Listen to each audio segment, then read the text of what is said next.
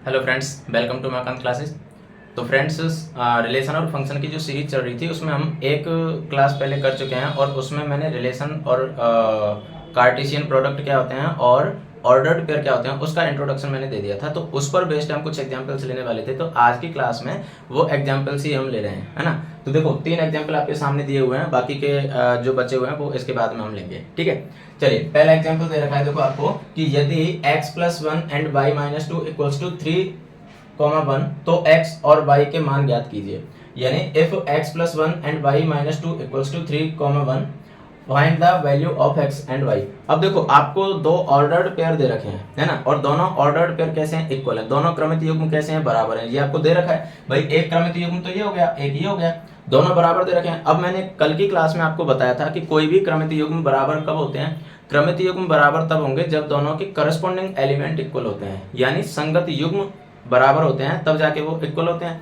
तो अब संगत युग्म अगर बराबर होंगे तो इसका मतलब सीधा सा है। देखो, जब आप इसका सॉल्यूशन करोगे तो इसका मतलब देखो, अगर ये दोनों इक्वल दे रखे हैं x+1, y-2 इक्वल्स टू 3, 1, ये आपको दे रखा है, तो इसका मतलब है कि इसका पहला अवयव इसके पहले अवयव के बराबर होगा, इसका दूसरा अवयव इसके दूसरे अवयव के बराबर होगा।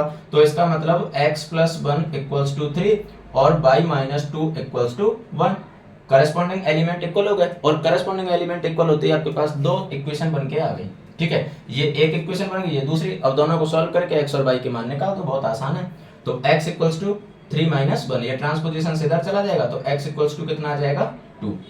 क्लियर। यहां से y इक्वल्स टू 1+2, ये भी इधर ट्रांसपोजिशन से चला जाएगा, तो y इक्वल्स टू क्या आ जाएगा? y इक्वल्स टू आ जाएगा 3। ये लो, इतना सा इसका आंसर था। x इक्वल्स टू 2 और y equals to 3। x equals to 2, y equals to 3, ये इसका आंसर हो गया। बताओ, इसमें कोई प्रॉब्लम थी क्या? कोई प्रॉब्लम नहीं है, बहुत नॉर्मल सा क्वेश्चन था। देखो, नॉर्मल क्वेश्चन तभी होते हैं, जो आप बोलते हैं ना कि बहुत नॉर्मल क्वेश्चन तब होते हैं जब आप उनका मतलब उस चैप्टर का कंसेप्ट अच्छे से समझ चुके हो तब, ठीक है। अगर आपने कंसेप्ट अच्छे से नहीं समझा है तो फिर वो क्वेश्चन नॉर्मली आपको टिपिकल लगने लग जाते हैं, टफ लगने लग जाते हैं। दूसरा क्वेश्चन देखो, यदि p equals to a, b, c और q इक्वल्स टू r है, तो p क्रॉस q तथा q क्रॉस p ज्ञात कीजिए। क्या ये दोनों कार्तीय गुणन समान है? मतलब आपको दोनों अलग अलग फाइंड आउट करने हैं, p क्रॉस q भी और q क्रॉस p भी। फिर ये बताना है कि ये दोनों समान है या नहीं। ये तो मैं कल ही बता चुका हूं कि जब भी आप ऑर्डर चेंज करोगे, यानी p क्रॉस q कभी भी q क्रॉस p के इक्वल नहीं होगा, ठीक है।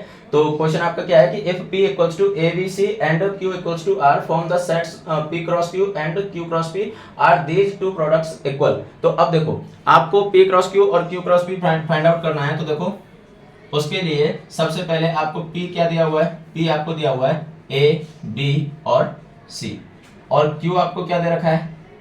r, ठीक है, क्यू आर दे रखा है। तो पहले तो आप p क्रॉस q निकालोगे। अब p क्रॉस q क्या होता है भाई? कार्तीय गुणन की परिभाषा क्या थी? कार्तीय गुणन की परिभाषा यही थी ना कि क्रमित युग्मों का समूह जिसमें से पहला क्रमित युग्म का पहला जो अवयव है वो पहले सेट से लिया गया और दूसरा अवयव दूसरे सेट से लिया गया। तो अब यहाँ पर p क्रॉस q है, इसका मतलब पहला अवयव तो p से लेना है और दूसरा अवयव किससे लेना है? q से लेना है। तो अब देखो, यहाँ पर आपके पास क्रमित युग्मों का जो समूह बनेगा वो क्या बन जाएगा? a, r, पहला एलिमेंट p से, दूसरा q से, दूसरा b, r और c, r। ये बन चुका आपका p क्रॉस q। अब इसमें 3 ही एलिमेंट होंगे, आपको भी पता है, क्योंकि देखो इसकी कार्डिनलिटी 3 है और इसकी 1 है, तो 3 गुणा 1 करेंगे तो 3 आएगा। इसका मतलब p क्रॉस q की कार्डिनलिटी क्या हो जाएगी? 3 हो जाएगी, ठीक है। ऐसे ही अगर आप q क्रॉस p निकालोगे तो q क्रॉस p के लिए क्या करोगे? पहला एलिमेंट किससे लोगे? q से, और दूसरा किससे लोगे? p से। तो पहला एलिमेंट q से लिया तो r और दूसरा p से लिया तो a, r, a। उसके बाद में r, b और उसके बाद में r, c। ये क्या आ गया? q क्रॉस p आ गया। और जब आप देख पा रहे हो कि इन दोनों में जो ऑर्डर पेयर दे रखे हैं, उन ऑर्डर पेयर में करस्पॉन्डिंग जो एलिमेंट है वो इक्वल नहीं है भाई। a r के इक्वल नहीं होगा, क्योंकि हमें कोई वैल्यू तो दे नहीं रखी है जो हम ये बता सकें कि ये इक्वल है या नहीं। तो इसका मतलब सीधा सा, जब वैल्यू नहीं दे रखी है तो ये इक्वल नहीं है, इक्वल नहीं है। तो देखो, ना तो a r के इक्वल है, ना r a के इक्वल है, ना b r के इक्वल है, ना r b के इक्वल है, ना r c के इक्वल है, ना c r के इक्वल है। तो इसका मतलब आप कह सकते हो कि therefore p cross q never equals to q cross p, ठीक है। यानी p क्रॉस q कभी भी q क्रॉस p के इक्वल नहीं होगा। इसने पूछा था ना क्या दोनों कार्तीय गुणन समान है, तो बिल्कुल नहीं है, दोनों कार्तीय गुणन समान नहीं है, अलग अलग है। क्लियर है? ओके, अब हम चलते हैं क्वेश्चन एग्जाम्पल नंबर 3 पर। तो देखो एग्जाम्पल 3 में क्या बोला है, आपको 3 सेट दे रखे हैं, ठीक है, ए बी सी 3 सेट दे रखे हैं, और तीनों सेट के देने के बाद में फिर आपसे कुछ क्वेश्चंस पूछे गए हैं। अब देखो मैंने कल आपको क्या बोला था कि रिलेशन को पढ़ने के लिए आपको सेट की जानकारी होनी चाहिए, बहुत अच्छे से जानकारी होनी चाहिए। अब देखो तीसरे एग्जाम्पल में आपको सेट की जरूरत पड़ रही है। क्यों पड़ रही है? देखो कि इसने क्या बोला है, let A equals to 1 2 3, B equals to 3 4 and C equals to 4 5 6। Find, अब आपको फाइंड क्या करना है, वो देखो A cross B intersection C. अब इंटरसेक्शन क्या बोला है, ये तो आपने सेट में ही पढ़ा होगा ना, इंटरसेक्शन क्या बोला है। तो पहले आप क्या निकालोगे, बी और सी का इंटरसेक्शन निकालोगे, फिर उसे ए से प्रोडक्ट करोगे, ठीक है। सिमिलरली यहाँ पर ए क्रॉस बी निकालोगे और ए क्रॉस सी निकालोगे, फिर दोनों का इंटरसेक्शन निकालोगे। यहाँ पर बी यूनियन सी निकालोगे, फिर उसका ए से कार्टेशियन प्रोडक्ट करोगे। यहाँ पर ए का बी से कार्टेशियन प्रोडक्ट करोगे, ए का सी से कार्टेशियन प्रोडक्ट करोगे, फिर दोनों का यूनियन निकालोगे। तो इंटरसेक्शन, यूनियन वगैरह ये सारी चीजें किस में आती हैं, सेट में आती हैं। तो इसलिए मैंने बोला कि रिलेशन पढ़ने से पहले आपको सेट की जानकारी बहुत अच्छे से होनी चाहिए। चलिए तो सॉल्व करते हैं इसे, और आपने अगर सेट पढ़ा है तो आपको कहीं भी समझने में कोई प्रॉब्लम नहीं होने वाली है, ठीक है। तो देखो ए इक्वल्स टू दे रखा है इसने 1 2 एंड 3, और बी इक्वल्स टू दे रखा है 3 4, और सी इक्वल्स टू दे रखा है 4 5 एंड 6, ठीक है। तो देखो पहला क्वेश्चन करते हैं। पहले क्वेश्चन में क्या बोला है, ए क्रॉस बी इंटरसेक्शन सी। तो पहले तो चलो बी इंटरसेक्शन सी निकाल लेते हैं, बी इंटरसेक्शन सी। तो देखो बी तो क्या है 3 4, इंटरसेक्शन सी क्या है 4 5 एंड 6। तो इन दोनों में इंटरसेक्शन का मतलब क्या है, आप अच्छे से जानते हो, इंटरसेक्शन का मतलब होता है जो एलिमेंट कॉमन है। तो इसमें क्या एलिमेंट कॉमन है, दोनों में ओनली 4 कॉमन है, ठीक है। तो इसका मतलब है कि जो बी इंटरसेक्शन सी आया वो क्या आ गया, 4 आ गया। तो आपको क्या फाइंड आउट करना है, ए क्रॉस बी इंटरसेक्शन सी। तो ए क्रॉस बी इंटरसेक्शन सी करोगे, इसका मतलब है एक कितने एलिमेंट हैं, 3, मतलब 1 2 3, और इसका क्रॉस कार्टेशियन प्रोडक्ट आप किससे करोगे, 4 से। तो देखो ये क्या हो जाएगा, ये हो जाएगा 1 4 2 4 और 3 4, ये आ गया आपके पास A cross B intersection C. Clear है? तो अब इसमें देखो अगर आपने सेट पढ़ा हुआ है तो इसको समझने में कहीं भी कोई आपको प्रॉब्लम नहीं हुई होगी। पहले तो आपने बी इंटरसेक्शन सी निकाला और उसके बाद में उसका ए से कार्टेशियन प्रोडक्ट करवा दिया। क्लियर है? ओके, उसके बाद में सेकंड देखते हैं। तो सेकंड में देखो A cross B intersection A cross C. तो पहले तो आप ए क्रॉस बी और A cross C find out कर लो, फिर दोनों का इंटरसेक्शन निकाल लेंगे, ठीक है। तो देखो दूसरा क्वेश्चन देखते हैं। दूसरे क्वेश्चन के लिए आपको सबसे पहले तो क्या निकालना है, दूसरे क्वेश्चन के लिए आपको सबसे पहले निकालना है ए क्रॉस बी, ठीक है। तो ए क्रॉस बी के लिए देखो ए क्रॉस बी जब आप निकालोगे तो पहला एलिमेंट ए से और दूसरा बी से। तो देखो ये हो जाएगा 1 3 1 4, 1 के साथ में दोनों के लिए लिए, अब 2 के साथ में लो। तो 2 3 2 4, अब 3 के साथ में लो, तो 3 3 और 3 4, ठीक है। ये मैंने सभी एलिमेंट्स को कॉमा से सेपरेट कर दिया, ये अपने सेट में पढ़ा होगा, है ना। उसके बाद में अगला क्या निकालना है, ए क्रॉस सी। तो देखो ए क्रॉस सी निकालोगे, ए क्रॉस सी क्या निकलेगा, ये एलिमेंट और ये एलिमेंट, इनका आपको क्या निकालना है, कार्टेशियन प्रोडक्ट निकालना है। तो देखो पहले 1 से निकालो। तो ए क्रॉस सी के लिए देखो 1 4 1 5 1 6, 1 के साथ में तीनों का निकाल लिया। उसके बाद में 2 से निकालो। तो देखो 2 4 2 5 2 6, उसके बाद में 3 से निकालो। तो 3 4 3 5 और 3 6। क्लियर है? इनको मैंने कॉमा से सेपरेट कर दिया एलिमेंट्स को। अब आपसे पूछा क्या था, A cross B intersection A cross C, A cross B intersection A cross C. तो देखो इन दोनों का इंटरसेक्शन करोगे, मतलब इन दोनों में कॉमन एलिमेंट क्या है वो देखना है आपको। देखो यहाँ है 1 3, यहाँ कहीं दिख रहा है क्या, नहीं है। 1 4, तो देखो एक एलिमेंट तो ये है जो कॉमन है 1 4। उसके बाद में 2 3, यहाँ कहीं दिख रहा है क्या, नहीं है। तो 2 4 ये एलिमेंट कॉमन है, ठीक है। 3 3 कहीं दिख रहा है क्या, नहीं है। तो 3 4 ये एलिमेंट कॉमन है। तो आपको कॉमन एलिमेंट कितने मिले, 3 एलिमेंट है जो कॉमन है, तो वही एलिमेंट इसके एलिमेंट हो जाएंगे, है ना। तो ये आ जाएगा 1,4, 2,4 एंड 3,4। ये आपका आंसर आ चुका है। क्लियर है? ये रेड सर्कल मैंने सिर्फ आपको समझाने के पर्पज से किए हैं, आपको सर्कल करने की जरूरत नहीं है। ठीक है, तो ये आपका फर्स्ट क्वेश्चन भी हो गया, सेकंड भी हो गया। ठीक है, उसके बाद में थर्ड क्वेश्चन देखो, A cross B union C. तो देखो A cross B union C के लिए सबसे पहले तो आप क्या निकालोगे, बी यूनियन सी निकालोगे। ठीक है, तो बी यूनियन सी निकालने के बाद में उसका ए से कार्टेशियन प्रोडक्ट कर दोगे तो आंसर आपके सामने होगा। ठीक है, तो देखते हैं थर्ड क्वेश्चन। थर्ड क्वेश्चन के लिए सबसे पहले आप क्या निकालोगे, बी यूनियन सी। तो बी यूनियन सी के लिए देखो, बी तो क्या है 3,4, यूनियन सी क्या है 4, 5 और 6। तो इसका यूनियन जब करेंगे तो क्या हो जाएगा, देखो ये हो जाएगा 3, 4, 5 एंड 6। अब ये मैं बार बार नहीं बताऊंगा बेटा कि यूनियन कैसे किया है, अगर आपने सेट नहीं पढ़ा है तो पहले सेट पढ़ो, क्योंकि ये चीजें तो बार बार आएंगी। तो अब यूनियन निकालना, इंटरसेक्शन निकालना, ये सारी चीजें तो आपके लिए बहुत यूज टू होनी चाहिए। ठीक है, तो अगर आपने पहले सेट नहीं पढ़ा है तो पहले वो पढ़ो, क्योंकि सेट नहीं पढ़ोगे ये समझ में नहीं आने वाला है। ठीक है, चलिए, तो ये तो हो गया बी यूनियन सी। ठीक है, बी यूनियन सी आपने निकाल लिया। अब आप इसका ए से कार्टेशियन प्रोडक्ट करो, तो ए cross B union C. A cross B union C करोगे तो देखो ये आ जाएगा, ए के एलिमेंट क्या है 1, 2, 3 और बी यूनियन सी के एलिमेंट क्या है 3, 4, 5, 6। तो इनका cross product sorry Cartesian product करवा दो। तो देखो इनका कार्टेशियन प्रोडक्ट करवाओगे तो पहले 1 के साथ में इनके ऑर्डर पेयर बनाओ, तो 1,3, 1,4, 1,5 और 1,6। 1 के साथ में हो गया। अब 2 के साथ में करवाओ, तो 2,3, 2,4, 2,5 एंड 2,6। अब 3 के साथ में करवाओ, तो 3 के साथ में जाएंगे, मैं नीचे लिख रहा हूं 3,3, 3,4, 3,5 एंड 3,6। ये आपका आंसर हो चुका है। ठीक है, ये आपका आंसर हो चुका है। अब देखो यहां पर ए में कितने एलिमेंट थे, 3 एलिमेंट थे, और बी यूनियन सी में कितने एलिमेंट थे, 4 थे। तो इसकी कार्डिनलिटी ए क्रॉस बी यूनियन सी की कार्डिनलिटी कितनी आनी है, 12। 4 थी 12। तो देखो 1, 2, 3, 4, 5, 6, 7, 8, 9, 10, 11 और 12, 12 आ गई। क्लियर है? तो ये आपके पास क्या आ चुका है, ए क्रॉस बी यूनियन सी। ठीक है, चलिए अब थर्ड का जो लास्ट क्वेश्चन है वो देखते हैं, A cross B union A cross C. तो पहले तो आप ए क्रॉस बी निकालोगे, फिर ए क्रॉस सी निकालोगे, फिर दोनों का यूनियन कर दोगे। ठीक है, तो देखो पहले आपने निकाला ए क्रॉस बी, तो ए क्रॉस बी निकालोगे तो देखो यहां से पहले एक के साथ में इनके ऑर्डर पेयर बनाओ, तो 1,3, 1,4, फिर 2 के साथ में बनाओ 2,3, 2,4, फिर 3 के साथ में बनाओ 3,3, 3,4। क्लियर है? तो ये आ गया आपके पास ए क्रॉस बी। अब क्या निकालना है, ए क्रॉस सी।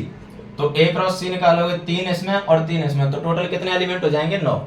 ठीक है, 3 3 तो देखो 1,4, 1,5, 1,6। 1 के साथ में इसके एलिमेंट के साथ में ऑर्डर पेयर बना दिया। फिर 2 के साथ में बनाओ, तो 2,4, 2,5, 2,6। उसके बाद में 3 के साथ में बनाओ, तो 3,4, 3,5 और 3,6। अब आपको क्या करना है, दोनों का यूनियन कर देना है। तो देखो ये हो जाएगा A cross B union A cross C. अब देखो इनका जब आप यूनियन करोगे तो देखो पहले 1 के साथ में ले लेते हैं। देखो इनका यूनियन आ जाएगा 1,3, फिर 1,4, 1 के साथ वाले ले लेते हैं पहले, तो 1,4 तो आ चुका, तो 1,5 और 1,6। ठीक है, 2 के साथ वाले ले लेते हैं, तो ये हो जाएगा देखो 2,3, 2,4 और फिर 2,4 यहाँ पर है 2,5 और 2,6। ठीक है, उसके बाद में 3 वाले ले लेते हैं, तो देखो ये हो जाएगा 3,3, 3,4, 3,5 और 3,6। क्योंकि 3,4 यहाँ भी था लेकिन वो ऑलरेडी आ चुका है, तो रिपीट नहीं करते हैं इसमें, है ना। तो ये आपके पास क्या आ गया, A cross B union A cross C. तो इस तरह से आपने ये तीनों एग्जाम्पल सॉल्व कर लिए। मुझे नहीं लगता कि इसमें कहीं पर भी आपको कोई प्रॉब्लम हुई होगी, कोई समझने में दिक्कत आई होगी। फिर भी अगर कोई दिक्कत आई है तो आप कमेंट बॉक्स में कमेंट कर सकते हो। तो ये थे आपके 3 एग्जाम्पल। अब हम चलते हैं अगले चौथे, 5वें और 6वें एग्जाम्पल पर आगे चलते हैं। देखिए अगले एग्जाम्पल आपके सामने क्या दे रखे हैं, कि यदि P बराबर 1,2 हो तो समुच्चय P क्रॉस P ज्ञात कीजिए। यानी अभी तक तो हम जो कार्टेशियन प्रोडक्ट कर रहे थे, कार्तीय गुणन कर रहे थे, वो A क्रॉस B या B क्रॉस A मतलब 2 का कर रहे थे। अभी हमें क्या करना है, 3 का करना है। तो 3 का करने के लिए बहुत आसान है, P cross P find out करना है। इसका मतलब पहले P cross P find out कर लेंगे और उसके बाद में फिर वापस P से कर देंगे। तो देखो इसको कैसे करेंगे, ये ऑलमोस्ट उसके जैसा है जैसे आपने प्रोबेबिलिटी पढ़ी होगी। तो प्रोबेबिलिटी में एक ही कॉइन को 3 बार टॉस करते तो फिर उसके आउटकम्स कैसे फाइंड आउट करते, बस उसके जैसे ही हो जाएगा। और देखो आंसर इसका 4th का। तो P आपको दे रखा है कितना, 1 and 2। तो मैं एक काम करता हूं, P को एक बार वापस रिपीट कर देता हूं, ठीक है। तो यहां से देखो आपको P क्रॉस P निकालने में आसानी होगी। तो देखो पहले 1 का 1 से तो 1,1, फिर 1 का 2 से तो 1,2, फिर उसके बाद में 2 का 1 से तो 2,1, फिर 2 का 2 से। ये तो हमारे पास क्या आ गया, P क्रॉस P आ गया। अब देखो मुझे क्या चाहिए, P क्रॉस P चाहिए। तो इसका मतलब सीधा सा है कि मैं P क्रॉस P को क्रॉस कर दूं किससे, P से, मतलब इसका मैं इससे वापस क्रॉस प्रोडक्ट करवा दूं, ठीक है। तो देखो बहुत आसान है, P क्रॉस P जब हम फाइंड आउट करेंगे तो हमें क्या करना है कि इसका क्रॉस प्रोडक्ट इससे करवा देना है, ठीक है। वो कोई फर्क नहीं पड़ेगा, आप ऐसे भी कर सकते हो कि P क्रॉस P, बात एक ही है, ठीक है। आप ऐसे भी कर सकते हो, आप ऐसे भी कर सकते हो, ठीक है। तो देखो जैसे मान लो मैं पहले P को रखता हूं और बाद में इसको रखता हूं, या पहले इसको रख लो बाद में P को रख लो, कोई फर्क नहीं पड़ेगा। चलो मैं पहले P क्रॉस P को रख लेता हूं। तो देखो पहले P क्रॉस P रखा, चलो मैं यहाँ पर आपकी हेल्प के लिए मैं यहाँ पर लिख देता हूँ P इक्वल्स टू 1,2, ठीक है। तो देखो ये हो जाएगा 1 1 फिर 1, तो देखो 1 1 और 1, ठीक है। यहाँ पर त्रिक आएगा, यहाँ पर क्रमित युग्म नहीं आएगा, क्रमित त्रिक आएगा, ट्रिपलेट आएगा, है ना। तो 1 1 1, उसके बाद में इस 1 का 2 से तो देखो 1 1 फिर 2, 1 1 का पहले 1 से फिर 1 1 का 2 से। अब 1 2 का 4 नहीं, 1 2 का 1, वो अनिल कपूर वाला 1 2 का 4 मत ले जाना, 1 2 का 1 1 2 फिर ये 1, उसके बाद में 1 2 2, ठीक है। 1 2 का हो गया। अब 2 1 का लो, तो देखो 2 1 1 2 1 2, 2 1 1 और 2 1 2, उसके बाद में 2 2 का लो, तो देखो ये हो जाएगा 2 2 1 और 2 2 2। ये लो कितना आसान था, ऑब्वियस सी बात है। देखो यहाँ पर 2 एलिमेंट थे तो P क्रॉस P में कितने आने हैं, 2 इंटू 2 इंटू 2, यानी कितने एलिमेंट आने हैं, 8। काउंट कर लो 1 2 3 4 5 6 7 8। क्लियर है, नॉर्मल सा था, बहुत आसानी से आपने इसे फाइंड आउट कर लिया, ठीक है। अब हम चलते हैं अगले क्वेश्चन पर। अगला क्वेश्चन क्या है, अगला क्वेश्चन थोड़ा सा थ्योरेटिकल है, ठीक है, थ्योरेटिकल है। तो वैसे तो मैं इसको इंट्रोडक्शन में आपको बता चुका हूँ, और देखते हैं कि कौन कौन इसका आंसर कर पाता है। पहले मैं समझा देता हूँ, फिर आप मन में सोचना और कमेंट में भी करना है ना, कमेंट भी करना है इसका आंसर। कि यदि R समस्त वास्तविक संख्याओं का समुच्चय है तो कार्तीय गुणन R क्रॉस R और R क्रॉस R क्या निरूपित करते हैं। यानी if R is the set of all real numbers, what do the Cartesian product R cross R and R cross R represent. तो अब देखो आपको सेट दे रखा है किसका, वास्तविक संख्याओं का, यानी रियल नंबर्स का सेट दे रखा है। तो रियल नंबर्स का अगर सेट दे रखा है तो R क्रॉस R किसे रिप्रेजेंट करेगा, ये मैं कल बता चुका हूँ।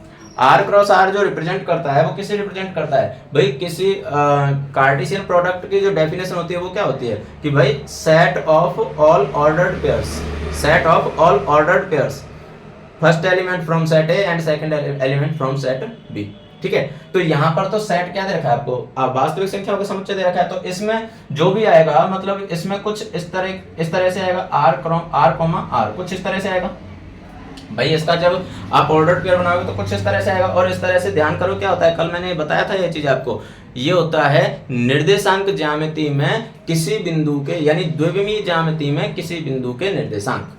तो कहने का मतलब है कि R क्रॉस R किसे रिप्रेजेंट करेगा, द्विविम में किसी बिंदु के निर्देशांकों को रिप्रेजेंट करेगा, यानी 2 डायमेंशन में किसी भी पॉइंट के कोऑर्डिनेट्स को रिप्रेजेंट करेगा।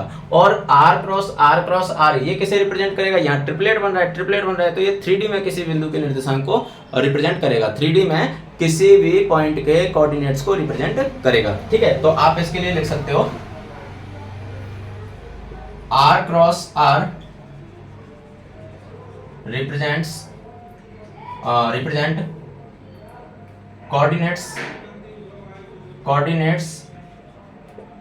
of a point in 2D, while r cross r represent coordinates of a point in 3D। तो अब देखो r क्रॉस r तो किसी रिप्रेजेंट करेगा किसी भी पॉइंट के 2D में जो कोऑर्डिनेट्स होंगे उसको रिप्रेजेंट करेगा, और r क्रॉस r किसे रिप्रेजेंट करेगा 3D में किसी भी पॉइंट के कोऑर्डिनेट्स को रिप्रेजेंट करेगा। हिंदी में देख सकते हो, वैसे इसमें हिंदी कुछ है भी नहीं। r क्रॉस r द्विविमीय ज्यामिति में किसी बिंदु के निर्देशांक को प्रदर्शित करेगा, और r क्रॉस r त्रिविमीय ज्यामिति में किसी बिंदु के निर्देशांकों को प्रदर्शित करेगा। क्लियर है? चलिए, ये हो गया आपका क्वेश्चन नंबर 5। अब हम चलते हैं क्वेश्चन नंबर 6 पर, और इसी के साथ में आज की क्लास का हमारा होगा एंड। फिर कल की क्लास में हम एक्सरसाइज को लेने वाले हैं, और कल की क्लास में एक्सरसाइज करेंगे कंप्लीट। ठीक है, चलिए लास्ट क्वेश्चन देखते हैं।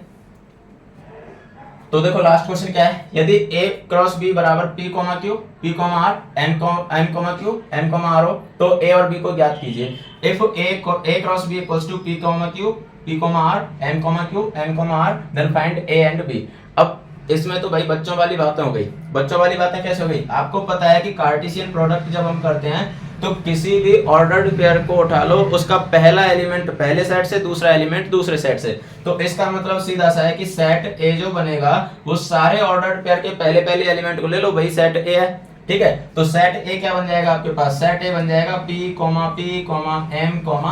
m। लेकिन अब सेट में ध्यान करो, सेट में हम किसी भी एलिमेंट का रिपीटेशन अलाउ नहीं करते हैं। तो रिपीटेशन अलाउ नहीं करते हैं, इसका मतलब ए क्या हो गया? ए हो गया p, m। भाई p रिपीट हो रहा है, m भी रिपीट हो रहा है, तो इसलिए a सेट क्या आ गया? p, m। सिमिलरली अगर मैं बात करूं b की, तो देखो यहाँ पर b बाद में है, इसका मतलब सेकंड एलिमेंट किसी भी ऑर्डर्ड पेयर का सेकंड एलिमेंट क्या होगा? b का एलिमेंट होगा। तो देखो यहाँ पर b क्या आ जाएगा? q, r, q, r, यहाँ से q फिर r, q और r। अब यहाँ पर भी सेम वही कंडीशन होगी कि रिपीटेशन नॉट अलाउड। तो रिपीटेशन नॉट अलाउड इसका मतलब है कि b जो सेट है वो क्या आ जाएगा? q, r आ जाएगा। ये लो a और b आ गए, a तो आ गया p और m, और b आ गया q और r। ठीक है, तो ये थे आपके कुछ क्वेश्चंस जो ऑर्डर्ड पेयर और कार्टेशियन प्रोडक्ट पर डिपेंड थे, जो एग्जांपल हमने किए हैं। 6 एग्जांपल थे।